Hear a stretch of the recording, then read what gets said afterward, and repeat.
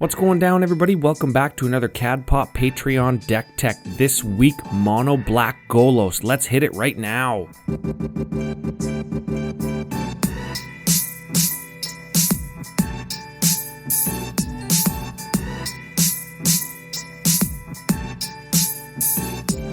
Alright, we are back, and we are brought to you by FusionGamingOnline.com, your source for all of your deck tech needs. This is another Patreon submitted deck, as are all of the decks that aren't mine, and it is one of the benefits to becoming a patron over at patreon.com/CADPopcast, along with the Alter of the Day on Twitter, discounts on altered art cards that I do. Head on over, find a reward tier, contribute a topic, join the Discord. Come be part of a great community. Looking for a free way to support? You can head on over, give me a follow, interact with me at CADPopcast on Twitter, like and follow the Commander at Populum Facebook page. DMs are open in both places, so you can get a hold of me there. And if you want to submit a show topic to Commander at Populum proper, the podcast proper, you can do so by sending in your topic to cadpopcast@gmail.com. Now, before we get to the deck tech, remember, these deck techs are for three groups of people. The new players, or the new to Commander players, who are looking to first get into the format, learn the ropes, build their first deck, learn about kind of the social and fun and political nature of Commander. The second group is the more established players, the players looking to sharpen an edge, build something outside their comfort zone, do something unique.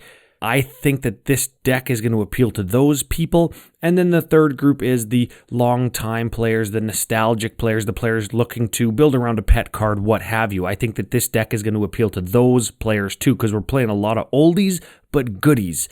But before we get to it, we got to cover the Commander, and we got to say big thanks to patron supporter Roxanne Bonifant. This is her deck. She sent me a big write-up with it, and I kind of a little bit fell in love with it because this is the kind of thing that I like to do when building a deck. It is very unique. It's a 5-color Commander in Golos, Tireless, Pilgrim, a 3/5 legendary artifact creature scout for 5. When he enters the battlefield, you search your library for a land card, put that onto the battlefield, tap, then shuffle your library, and you can pay Wooburg and 2 to exile the top 3 cards of your library, and you can play them without paying their mana cost this turn. So this is a 5-color Commander, but we're only playing black, within reason. There's a couple non-black cards, we're going to get to them in a second, but mostly we're playing black and we care about other people's swamps. So the land that we're going to find is Urborg, Tomb to Yawgmoth, a legendary land that says each land is a swamp in addition to its other types. All lands, they're all swamps, in addition to whatever they are. Keep that in mind as we talk about some of the cards in the deck, and the ones that really riff off of lands being swamps, we'll talk about those, and I'll remind you of Urborg. But let's get to some of the ramps, some of the kind of the gears and wheels and springs that make the deck go round. Of course, Sol Ring, but after that we've got an Unstable Obelisk, which gives us a mana or destroys a permanent. Horizon Stone lets us store mana. Expedition Map, another land finder. Crucible of Worlds lets us play land from our graveyard. That's important if Urborg got destroyed.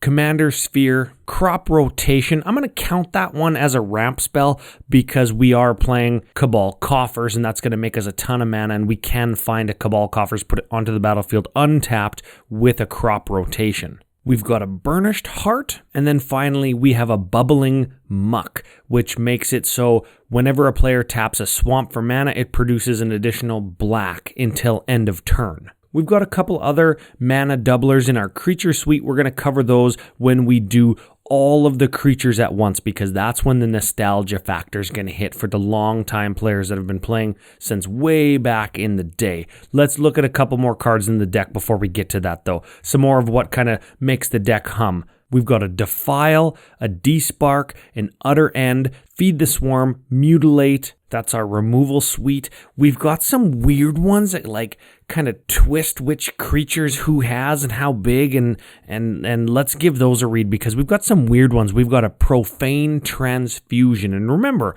I've mentioned a few land already that can make us some good mana. Urborg and Cabal Coffers, we can find them with Golos, we can find them with Crop Rotation. So Profane Transfusion, black, 6 sorcery, 2 target players exchange life totals.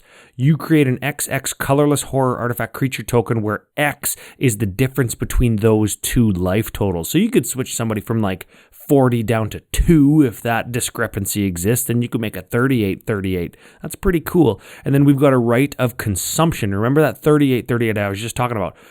As an additional cost to cast Right of Consumption, you sack a creature, and then Right of Consumption deals damage equal to the sacked creature's power to target player. We gain life equal to the damage dealt this way. Very cool. And then finally, we've got a Victimize, which lets us, essentially, you choose 2 target creatures in a graveyard, you sacrifice a creature, and you bring the 2 creatures back, and the one probably lesser creature goes into your graveyard. It lets you swap 2 for 1. Which is always a good deal. Now, in Roxanne's write-up, she says that she used to have like an Exsanguinate or a Torment Hailfire or something in here, but it felt a little bit too samey each game and a lot like what everybody else was doing in their big mono-black package. So the closest thing that she's got to a mono-black win con now is a card called Howl from Beyond. Our first, I think, real nostalgic card for the old guys, especially if you've got a Howl from Beyond with the 7th edition art with that big scary creature guy. Very cool art. And this is an instant that says black X, target creature gets +X/+O until end of turn. Key is that it's an instant, so you can use it on a blocker as a removal spell or as a finisher on an unblocked creature. We've got a Malakar Rebirth as well that lets us take a creature. The next time it would die, we bring it back to the battlefield and lose 2 life. And then that is a black producing land on the other side as well. So it's a modal double-faced card. We've got a couple other artifacts that we got to go to before we hit up some of the nostalgia in the enchantment and creature section. We've got a Bloodthirsty Blade. It buffs. It goads. We've got a Bone Horde. It buffs equal to the number of creatures in all graveyards. And it's got Living Weapon. So you can listen to the Commander ad Populum where we covered Scars of Mirrodin, Mirrodin Besieged, and New Phyrexia to learn about how Living Weapon works. In long form, we've got a Crystal Shard, which lets us bounce creatures to their owner's hand unless their controller pays 1. If we target our own guy, we would never pay the 1 because we might want to bounce it. Lash Writhe and Nightmare Lash both buff equal to the amount of swamps we control, and we can equip those for free because they have pay life to equip. So those are both really cool, very nostalgic, very mono-black in nature, especially with that Urborg, which makes all of our lands into swamps, which would make those cards really, really good. Now, quickly onto enchantments. We've got a Debtor's Knell. I know that that's not mono-black, but it does have a black mana cost. It's Orzhov, and 4. So hybrid 4. At the beginning of your upkeep, put target creature card from your graveyard onto the battlefield. Little bit battle cruisery, so again, it does make this deck feel like decks of years gone by, very nostalgic, and I do like that. And it does give us some replayability out of our creatures. It does let us spend that mana as a sort of set it and forget it, and then it'll continue getting us our best creature out of our graveyard, which is really good. We've got a Diabolic Servitude, same thing, we can get that back. It gets a creature back from our graveyard. Glistening Oil, this gives enchanted creature infect, and when it dies, we get it back. Again, we can reuse that and continue to get the infect effect. There's a Gravestorm. This is an interesting one, old school from Odyssey. Enchantment for black.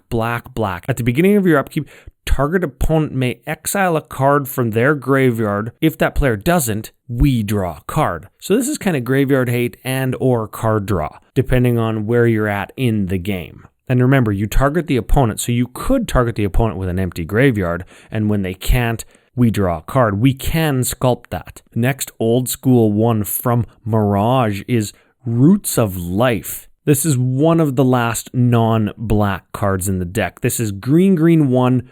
When you cast it, you choose islands or swamps. Whenever a land of the chosen type that an opponent controls becomes tapped, we gain a life. So we would choose swamps, and then we gain life whenever our opponents tap their land because they're all swamps. We've got a Karma as well. This is white 2. During each player's upkeep, Karma deals to that player an amount of damage equal to the number of swamps they control. So again, with that Urborg, this is going to just turn over turn, deal damage. It's going to pay dividends. Now, back to black. Shade's Form. Enchanted creature gets black. This creature gets +1/+1 until end of turn, so that's like Shade Breathing. And when enchanted creatures put into the graveyard, return that creature to the battlefield under our control. So it lets us kind of undie it back. That's pretty cool. A card advantage again, and because we're making lots of mana, it acts as a buffer in between now and when it dies. We've got an Underworld Dreams, which is whenever an opponent draws a card, they take a damage, and a Tortured Existence, a Roxanne favorite. I think that this might be her favorite card, and this is an enchantment for black. You pay black, you choose and discard a creature card, return target creature card from your graveyard to your hand. So this is a little bit interesting because it lets us essentially take a creature out of our graveyard at the cost of a creature in our hand. And we can kind of just flip-flop those around and back and forth and rebuy things that we have die with things that we draw. So powerful, gives the deck some staying power, even if it's not explicitly saying draw a card, and super metal art. Now, finally, on to the creatures, and there's 28 of them. I think I'm going to hit up a lot of the ones that I think are really cool cards that we just don't see very often. And I'm gonna even preface that by saying there is a Filth, which gives guys fear if it's in your graveyard and you control a swamp. We do. There's a Grey Merchant of Asphodel, of course. There's a Krix, Son of Yawgmoth, of course there is, right? So there's a lot of stuff that we would expect to see. Solemn Simulacrum, Soul of Innistrad, Steel Hellkite, Sir Conrad the Grim, Vilis, Broker of Blood, like very staple black creatures. I want to highlight some of the ones that third group of people that the CAD Pop deck techs are for are going to recognize and appreciate as pieces of nostalgia, pieces of tournaments gone by that they've won with cards that used to be good in standard and extended and modern formats from a ton of time ago. Honestly, back from when I used to play when I was young and still in like grade school. And that's one of the reasons I fell in love with this deck. So let's take a look at some of them now. We've got a Viscera the Dreadful. This is a 5/5 flying Gorgon for 6. You can tap it to destroy target creature, and it can't be regenerated. Very cool. It's essentially Terror or Doomblade or whatever on a 5/5 flyer with very rad art, originally printed in Onslaught, the first booster box I ever bought.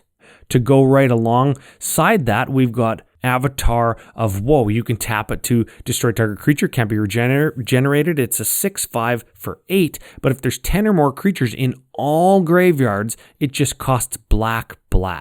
Powerful card, super under the mana curve if there's 10 or more creatures in graveyards, and turn 3 or turn 4 after somebody casts a Wrath of God there, you might just get there. And again, very, very rad art by RK Post. Moving right along that vintage of creatures, there is a Scion of Darkness, a 6/6 avatar with trample for black 5. And it does cycle for 3. Whenever Scion of Darkness deals combat damage to a player, you may put target creature card from that player's graveyard onto the battlefield under our control. Very powerful. Speaking of powerful, Phage the Untouchable, 4/4 minion for black 3.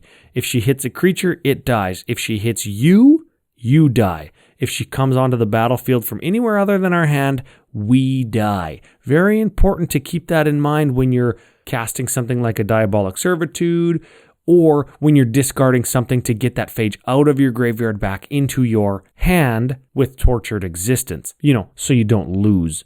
And the hits just keep coming with the creature suite here. We've got a Herald of Leshrac. It's got cumulative upkeep, gain control of target land you don't control. And remember, that land's going to be a swamp, so it's going to contribute to your Cabal coffers, which is then going to contribute to your something like your Howl of Beyond. Very cool. The last 2 non-black cards I want to talk about in here are Stern Judge, which is a 2/2 for 3, originally from Torment, which was the black set. You tap it, each player loses life for each swamp they control. So potentially you get your Urborg back, or you search it up, or you sneak it in, whatever you do, and you Stern Judge them, and they think that they're okay, but all of a sudden Urborg, everybody loses 10. Very cool. The last non-black creature that we have in here, Crusading Knight from Invasion, very nostalgic, my favorite set, the set that started me into Magic wholeheartedly, head first dive into the deep end. This is a 2/2 for 4, protection from black, gets +1/+1 for each swamp your opponents control. So you can imagine dropping this on turn 5 or 6. And again, Roxanne in the write-up says this is not a very competitive deck. It's not a very fast to win deck because you're not comboing to hit that huge amount of mana and cast a Torment to Hailfire or what have you. You can imagine dropping your Crusader Knight on turn 8 or turn 10. Everybody's got 10 plus land. You drop it down and it's a 30-30. And having done that and having seen that kind of thing done in Commander of old is a very cool feeling and a very memorable moment if you're ever at an LGS, like a Friday Night Magic or a Magic Fest, and you hear people hooting and hollering and cheering, and it's like, yeah, woo! It might be because Crusader Knight and Urborg Tomb of Yawgmoth. Now, the last little thing, I mentioned it earlier, there is some big mana or mana doublers in the creature suite. Those cards are Kryptgast, which is a swamp doubler with Extort, which is whenever we cast a spell, we can pay 1 and we gain 1 and all our opponents lose 1. Magus of the Coffers, which is exactly like Cabal Coffers, except on a creature. And Narcana Revenant, which is a swamp doubling vampire, 4/4 for 6. And she has swamp breathing or shade breathing black to get +1/+1. The rest of the deck is big, powerful cards, and Roxanne says that she's constantly tuning and tweaking to get the exact feel for the deck or kind of the flavor of the day, flavor of the week, power level of the week correct. This is a long time deck for her, and she kind of just tweaks it and tunes it to kind of fit with the meta she's playing with more at the time or their power level.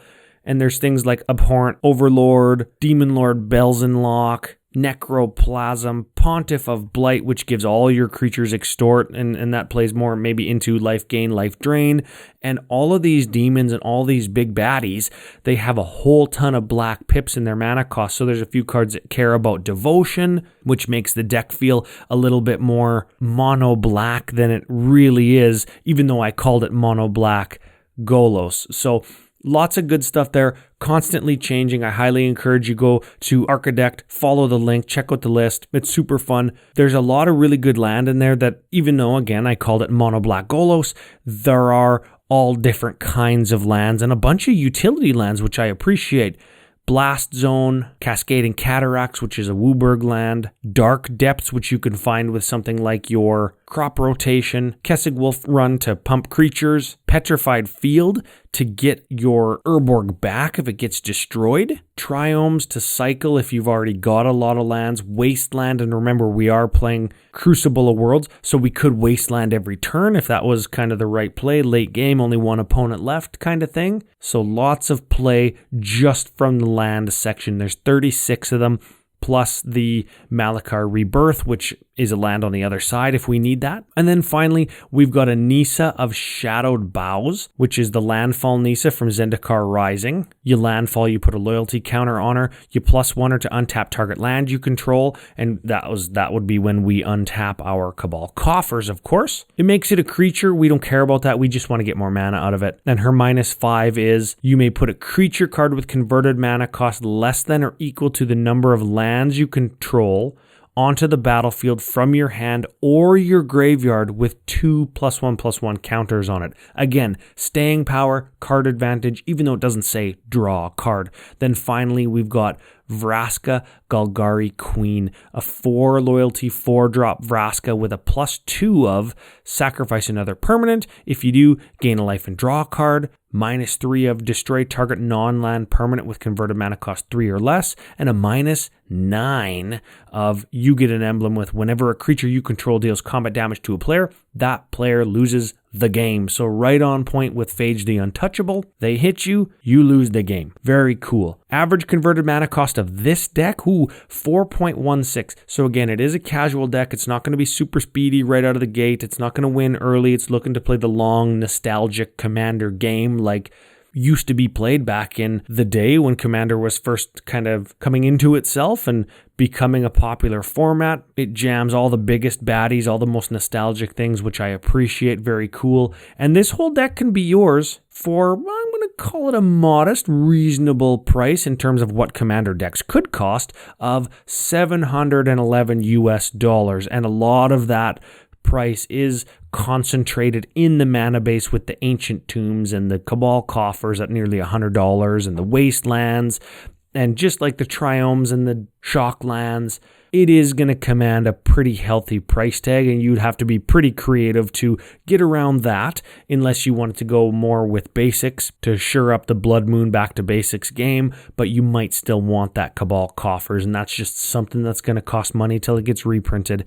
Every other section of the deck, even the 28 creatures, is relatively reasonably priced, and you could spice that to taste in terms of power level, in terms of devotion to black, in terms of price, in terms of nostalgia factor, and all of those reasons are great reasons that decks like this exist, because they allow you to play the game within whatever means that you want to play the game in, and they especially allow you to relive and remember the funny hoots and hollers and all of the good times that you've had over the years when you cast this exact Avatar of Woe, or this exact Howl from Beyond that you cast at this one time, or that you got altered, or whatever it is. And I super appreciate that. So Roxanne, thanks for sending it in. Thank you for supporting the Commander Ad Populum YouTube channel, Commander Ad Populum podcast. Thank you for becoming a patron. If anybody out there wants to have their deck featured like Roxanne did, you can head on over to patreon.com/cadpopcast. Find the reward tier that's right for you. Take advantage of all the benefits. I'd thank you if you do. Free way to support the show. Like this video. Subscribe on YouTube. Head on over at CadPopcast on Twitter. Interact with me there. Give me a follow there. Like and follow the Commander Ad Populum Facebook page. And of course, check out Commander Ad Populum every Wednesday where we tackle community topics, and you can send those in, and you don't need to be a patron or nothing. All you need is to have a meaningful Magic the Gathering or Commander story, and I'll read it and I'll contact you and we'll look at it for the show. If Magic helps you, if you help people with Magic, I want to feature it, and we do that every Wednesday. So all that being said, big thanks to FusionGamingOnline.com, your source for all your mono black Golos deck tech needs, and I will see you next Wednesday.